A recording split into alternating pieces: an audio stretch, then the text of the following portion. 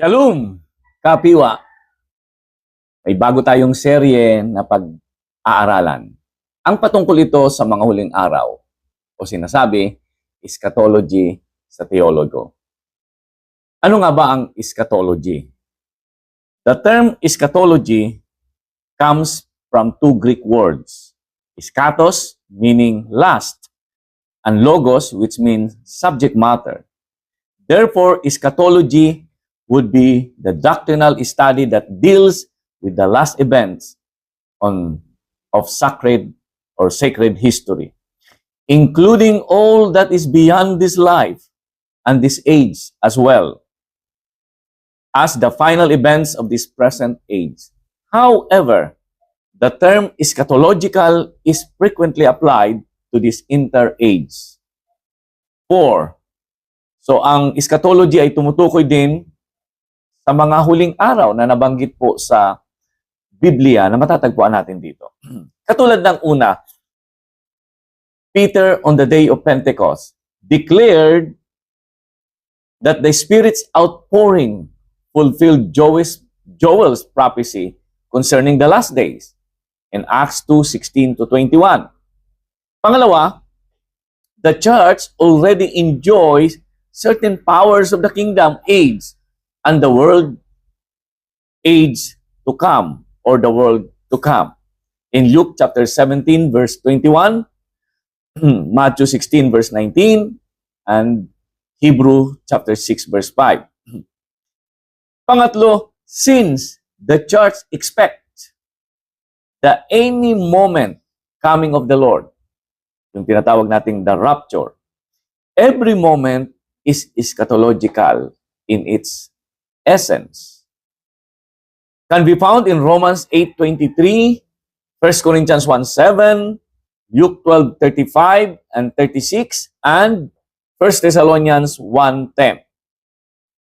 Pangapat, since Christ, the Son of God, is the end or goal of all things in God's plan of redemption, the coming of the Son incarnate or incarnated the last days. According to Hebrews chapter 1, verse 2, hath in these last days is spoken unto us by His Son, whom He hath appointed heir of all things. Then finally, since the Spirit of Christ, that is number 5, is already working in anticipation of the final conflict. John said in 1 John chapter 2, verse 18, little children, it is the last time, and as ye have heard that Antichrist shall come, even now there are many Antichrists, whereby we know that it is the last time.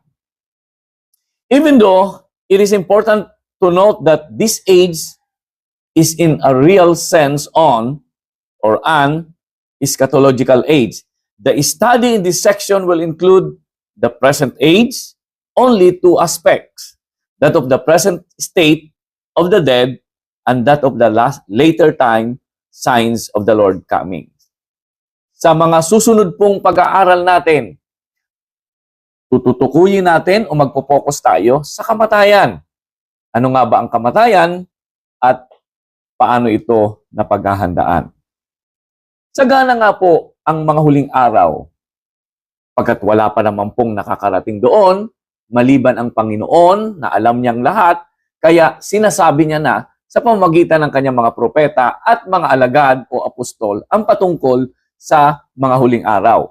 At kasama nga po rito na ating tatalakayin sa mga susunod na araw ang patungkol sa kamatayan. Kaya naman, maging handa po tayo na makinig at bukas ang ating puso sa patuloy na pag-aaral patungkol sa mga huling araw na ito. Sapagkat ito po ang napaka-importante. Sapagkat this very day, this very hour, and this very minute is actually part of the last days. Ayon nga po sa mga nabanggit kong katotohanan. Kaya naman, paghanda natin ang ating mga sarili. Kung dumating at darating ang paghahanda sa mga uling araw na ito. Ang buhay na pinagpapala ay buhay na nagpapala.